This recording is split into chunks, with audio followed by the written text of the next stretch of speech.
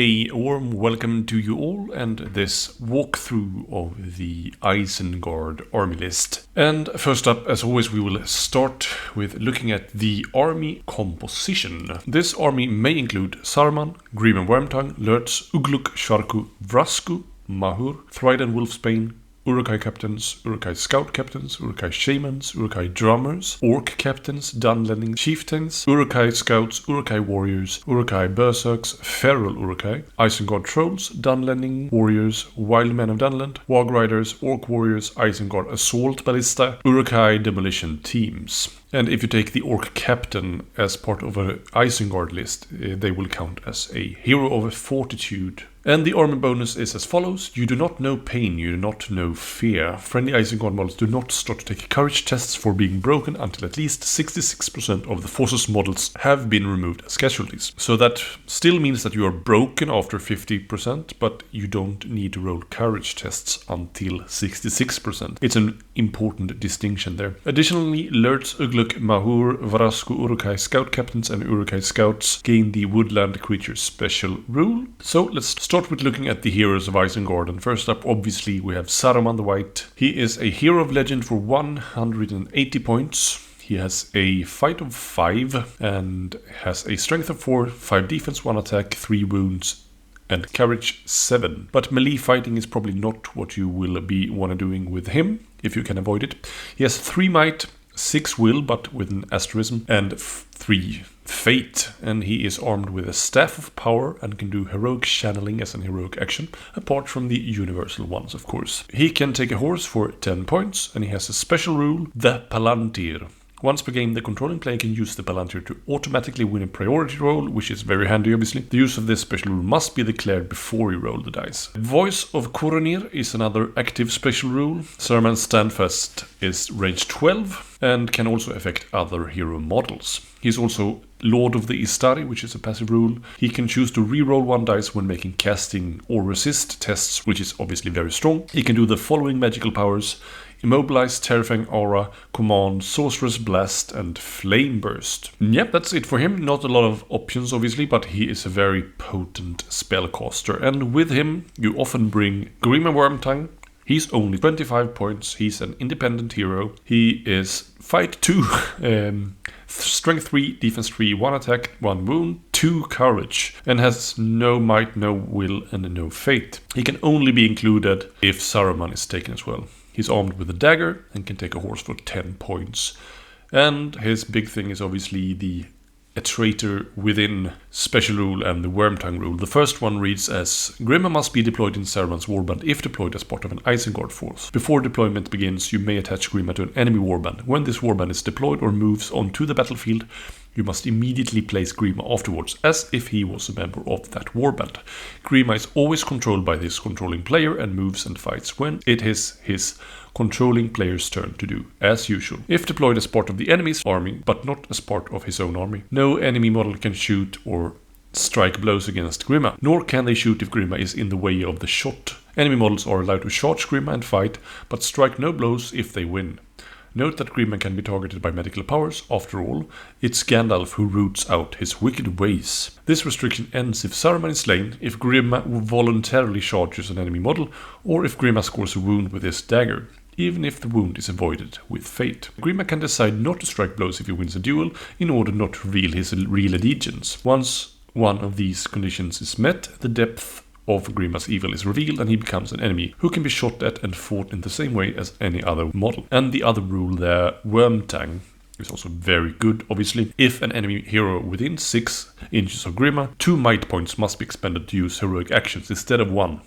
Which is a major thing, obviously. So he's very, very annoying. But you can still use a couple of models to lock him down. So you as a player know he's there. So you can actually spend a couple of your foot soldiers to just kind of lock him in.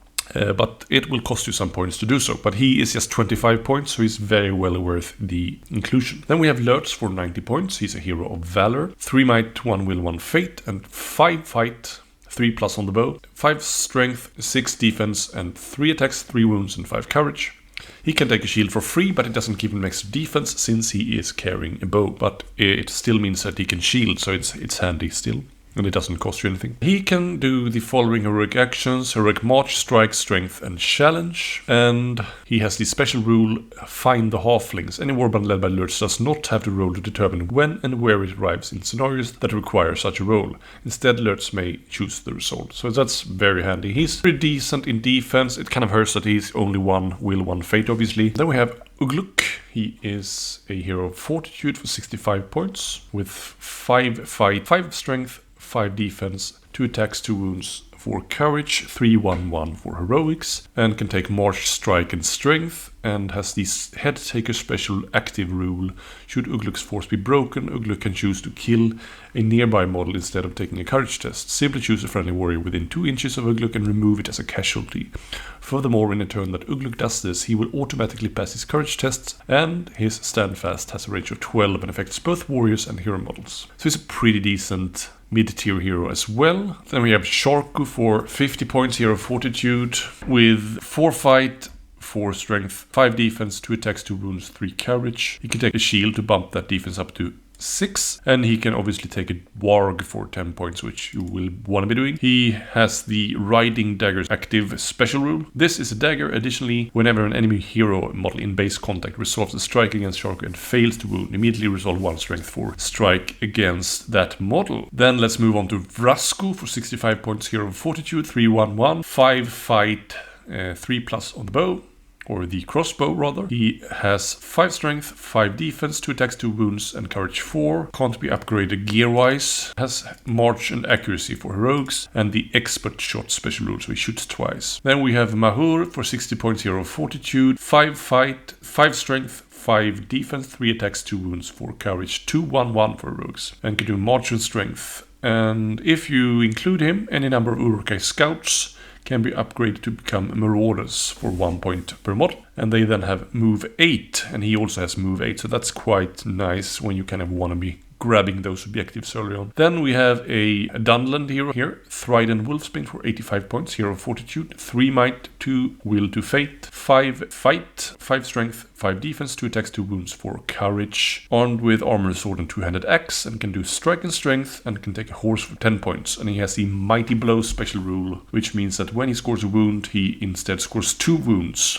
And the range of his standfast is 12 as well. So it's certainly a decent hero. Then we have Uruk-hai captains for 60 points each, 2/1/1 heroics, 5 fights, 5 strength, 6 defense, 2 attacks, 2 wounds, 4 courage, heavy armor and sword, heroic march for heroics, crossbow, shields, and 2-handed weapons for 5 points each as options. And scout captains for 55 points, hero fortitude, 2/1/1, 5 fight, 5 strength, 5 defense, 2 attacks, 2 wounds, 4 courage, heroic march, Uruk-hai bows as options, shield as options, and 2-handed weapons as options. And then we have the shaman, which is only a minor hero. 1/3/1 for heroics, 4 fight, 4 strength, 4 defense, 1 attack, 2 wounds, 4 courage. Can take armor to increase that defense to 5, and can cast Fury, Isengard Uruk-hai, and Transfix. Then we have the Uruk-hai drummer, which is also an independent here for 35 points, 0/0/1 for heroics, 4 fight, 4 strength, 5 defense, 1 attack, 1 wound, and 4 courage, armed with armor, dagger, and war drum. Bump up that move. Then we have a Dunland chieftain for 55 points, hero fortitude, 2/2/1. 4 fight, 5 strength, 5 defense, 2 attacks, 2 wounds, 4 courage, 2-handed axe, armor and dagger, heroic march, and can swap the 2-handed axe for axe and shield, which I think we will want to be doing, and can also take a bow for 5 points. Then we have the warriors, 8 points each here for the scouts. 4 fight, 4 strength, that's pretty nice for infantry with 4 strength obviously. 4 defense can be increased to 5 with a shield for 1 point. 1 attack, 1 wound, 3 courage. Obviously you can take banners for 25 points, and you can also take Uruk-hai bows for 1 point. Then we have the regular warriors for 9 points. They are fight 4, 4 strength, 5 defense, 1 attack, 1 wound, 3 courage. Banners, shields, pikes, and crossbows. Pikes are really nice. They can hit from 3 ranks. And yeah, crossbows are obviously very good as well. With the shield, they are defense 6, so quite tanky. And also with that 4 strength, they are really solid infantry. Then we have Isengard trolls for 110 points. 7 fight, 5+ on the stone throwing, 7 strength, 8 defense, 3 attacks, 3 wounds, 4 courage, heavy armor, sword and shield. And you can swap sword for spear if you want, or you may swap the shield for war drum for 25 points. And they cause terror, they can throw stones, then with a 5+. But when they hit, they are strength 8 with a range of 12. Then we have berserkers for 15 points each. They are fight 4 strength, 5 defense, 2 attacks each. That's pretty nice. But they are 15 points. So courage 7. They are pretty fearless. They have the berserker blade. And that's a hand-and-a-half sword. If an Uruk-hai Berserker wins a duel roll while fighting with its Berserker Blade as a 2-handed weapon, it may either assign strikes as normal or do 1 strength 4 hit at +1 to wound on every model engaged, and that's friend or foe. So that's going to be pretty situational. Then we have Oblivious to Pain special rule. Every time an Uruk-hai Berserker suffers a wound, roll a d6. On the roll of a 6, it's ignored as if a point of fate had been spent. This is not cumulative with other special rules that confer the same effect. Impervious to bowfire. This is kind of from the scene with Legolas in the movies. Uruk-hai Berserkers counts their defense characteristic as 6 when an enemy model makes a shooting attack against them. Then we have a pretty unusual sight in armies, but feral Uruk-hai, pretty cool models for 13 points each. They're also 2 attacks each with 4 fight and 4 strength. Defense 4, 2 swords. And they have the Oblivious to Pain special rule. Same there as the Berserkers, basically. Then we have Dunland Warriors for 7 points. They are 3 fight, 4+. If you take bow, 4 strength, 4 defense, 1 attack, 1 wound, 3 courage, armed with armor and axe. And you can take banners, you can add shields for 1 point, you can swap the axe for dagger and bow, and you can also take 2-handed axe for 1 point. Then we have the Wild Men of Dunland for 5 points each. They are armed with sword or axe, and you could opt to have 2-handed axe for 1 point extra. 3 fight only, 3 strength only, defense 3, and you can't increase it, 1 attack, 1 wound, and 3 courage. But they have the Hatred for Rohan special rule, so they will wound them more easily. And then bringing up the rear, we have the Uruk-hai Demolition Team for 80 points. An Uruk-hai Demolition Team is composed of 2 Uruk-hai Warriors with swords, 1 Uruk-hai Berserker with a flaming brand and Berserker Blade, and 1 Demolition Charge. You can equip Uruk-hai Warriors with flaming brands for 1 point each, and they have some special rules here. A Demolition Charge is a heavy object. It may never be carried by mounted models. To use the Demolition Charge, it must be dropped. A model with a flaming brand in base contact with the charge, which is not also engaged in combat, may attempt to set it off at the start of the fight phase. The model attempting to set off the charge must pass a courage test. If it fails, it cannot detonate the charge. If it succeeds, the evil player rolls on the detonation table to determine the effects. When it explodes, a demolition charge automatically destroys everything within 2 inches of the model, gates, doors, and of course any model, friend or foe, that are in range of it. Each target struck automatically takes d6 wounds. Regardless of its defense value, cavalry models take d6 hits on both the mount and the rider. Desperate detonations. Without the burning brand, causing a detonation is hard. Any model from the same army as the demolition charge may attempt a desperate detonation at the start of the fight phase, as long as it is in base contact and not engaged in combat. It must also pass a courage test as normal. For each model attempting this roll, a d6. If 1 or more 6 are rolled, the charge is detonated. Roll on the detonation table as usual. Special rules. Flaming brands. A model carrying a flaming brand cannot use a 2-handed weapon if it has one. If a model carrying a flaming brand is killed, the brand is extinguished and lost in the chaos of battle. Attacking the charge. The demolition charge can be shot at normally and has a defense of 7 and 3 wounds. If the charge is wounded, roll a d6 per wound inflicted. On a 6, the charge immediately detonates. Roll on the detonation table as normal. A demolition charge that is wounded by another demolition charge will be detonated on the roll of a 4+ per wound suffered, rather than a 6. If brought to 0 wounds without exploding, the demolition charge is shattered and the powder scatters harmlessly on the ground. Remove the charge from play. An enemy model that spends a fight phase in base contact with the demolition charge and is not engaged in combat may automatically disable it. Remove it from play. And the detonation table reads as follows. On a 1, dud, the charge has been damaged in some way and will not detonate. Remove it from play. 2 to 5, instant reaction. The charge catches instantly, exploding in a roar of smoke and flame, as described previously. 6, Titanic explosion. The powder in the charge detonates with colossal fury, as described previously, but inflicts 2 d6 wounds rather than d6. Then we have the Isengard Assault Ballista for 65 points. It's a siege engine with strength 9, 10 defense, and 4 wounds. And the crew consists of 3 Uruk-hai warriors wearing heavy armor, 1 armed with a sword, 1 a dagger, and the other carries an assault ballista bolt. Any additional crew purchased will be equipped with heavy armor and a sword.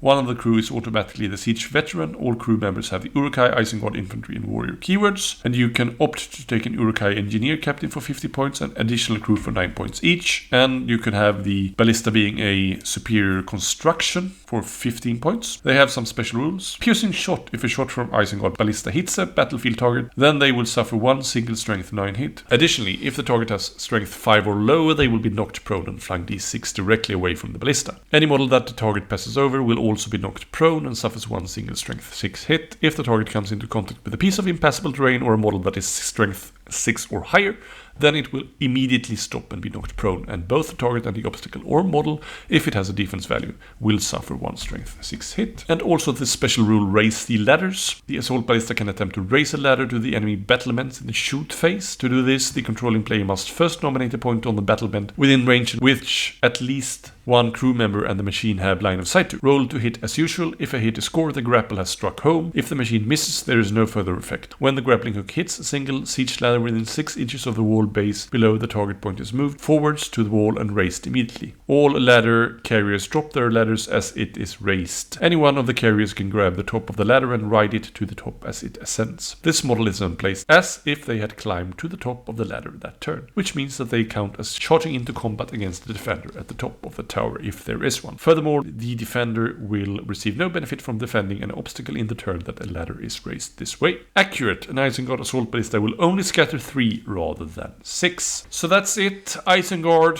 high strength, pretty high defense, pretty reasonable courage, and don't have to roll courage tests until there is 66% casualties. They are a pretty well-rounded army and one of the most solid armies in the game, I think. Reasonably good at pretty much everything, actually. So yeah, they have some good spellcasting with Saruman. They have solid warriors with fight 4, strength 4. And they have some really good shooting with crossbows and stuff like that. And a good monster there with the Isengard troll as well. So I think it's a really solid pick and probably fairly beginner friendly as well. So make sure to stick around for the next installment here, which will feature one of my favorite armies, the Easterlings. And make sure to check out my previous content, which has migrated from my original channel, the Critical Focus channel, which is now a pure Warhammer Underworlds channel basically. But this will be my main channel for all the Tolkien stuff. So check out my 1-minute Tolkien lore videos, check out my previous episodes in this series as well, and the battle reports. And I'll catch you next time. And before you go, don't forget to like the video if you like it, comment if you want to comment, and hit that bell button and subscribe if you haven't already. Take care, bye.